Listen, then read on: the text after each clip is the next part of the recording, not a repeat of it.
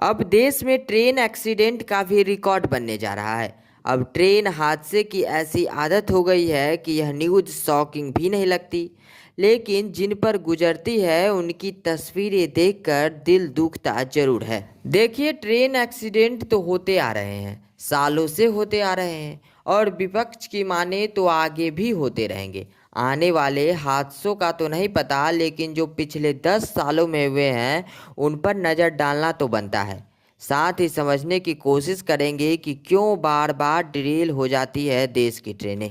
पिछले 10 साल से देश में मोदी सरकार का राज है, इसलिए विपक्ष के लिए सरकार को टारगेट करने का अच्छा मौका भी मिल जाता है।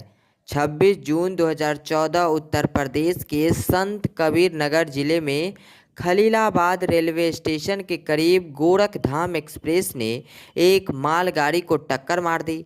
इस हादसे में 25 लोगों की मौत हो गई और 50 से ज़्यादा लोग जख्मी हो गए। 13 फरवरी 2015 को बेंगलुरु में Bangalore city Ernakulam intercity express derail हो गई, जिसमें 12 लोगों की मौत और 100 से ज़्यादा लोग घायल हो गए।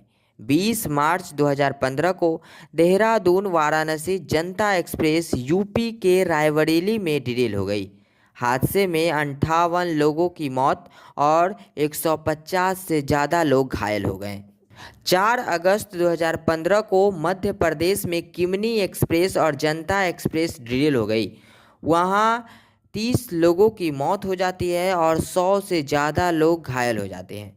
20 नवंबर 2016 को कानपुर से 60 किलोमीटर की दूरी पर इंदौर राजेंद्र नगर एक्सप्रेस पटरी से उतर गई। इस हादसे में 152 लोगों की मौत और 260 लोग घायल हो गए। 21 जनवरी 2017 को आंध्र प्रदेश के विजयनगर में जगदलपुर भुवनेश्वर हीराखंड एक्सप्रेस डिरेल हुई, जिसमें 41 लोगों की मौत हो गई जबकि लगभग 70 लोग घायल हो गए।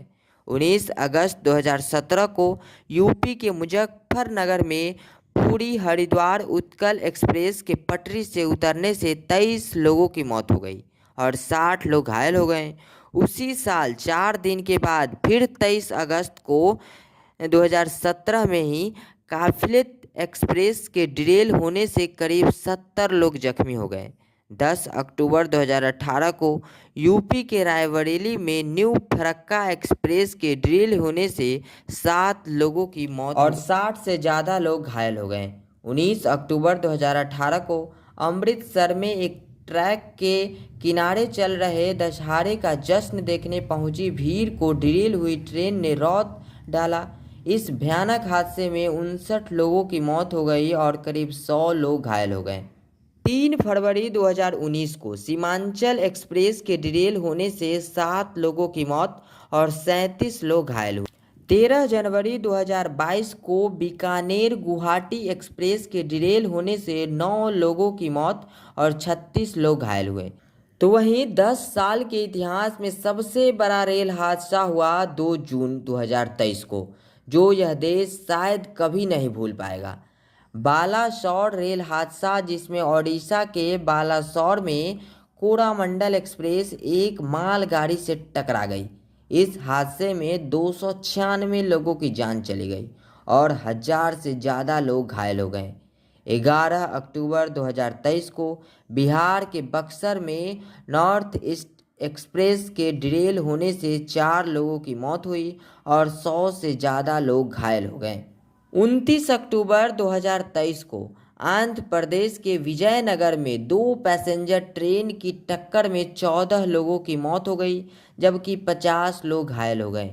फिर 17 जून 2024 वेस्ट बंगाल में कंचनजंगा एक्सप्रेस और मालगाड़ी की टक्कर हो गई, जिसमें 15 लोगों की मौत और 60 लोग घायल हो गए। 18 जुलाई 2024 को डिब्रूगढ़ एक्सप्रेस के साथ हुए हादसे में 4 लोगों की मौत हो गई और कई लोग घायल हुए। और फिर ये लेटेस्ट हादसा 30 जुलाई 2024 Howrah Mumbai mail express derail हो गई। इस ट्रेन के 18 कोच पटरी से उतर गए। सरकारी आंकड़े तो कह रहे हैं कि 2 लोगों की ही मौत हुई है, लेकिन 18 कोच ड्रिल होने से सिर्फ 2 मौतें। यह बात जनता के लिए हजम करना मुश्किल हो रही है, क्योंकि ट्रेन हादसों की हिस्ट्री बताती है कि बड़े हादसों में मौत का आंकड़ा भी ज़्यादा होता है। यानी कि पिछले 10 साल में लगभग इतने बड़े ट्रेन हादसे, और छोटे मोटे तो इतने हैं कि गिनती ही नहीं है। इन बड़े ट्रेन हादसे में लगभग 780 लोगों की मौत, इसमें 1 2 3 मौत वाले हादसे काउंट ही नहीं किए गए हैं। अंदाज़ा आप खुद लगा लीजिए। सवाल यह है कि क्यों डिरेल होती है भारतीय ट्रेन। एक्सपर्ट्स का मानना है कि ट्रेन का पटरी से उतरना खराब ट्रैक की वजह से होता है, या फिर ट्रेन की कोई भी कोच अचानक खराब हो जाती है, या फिर ड्राइविंग में कोई एरर होता है।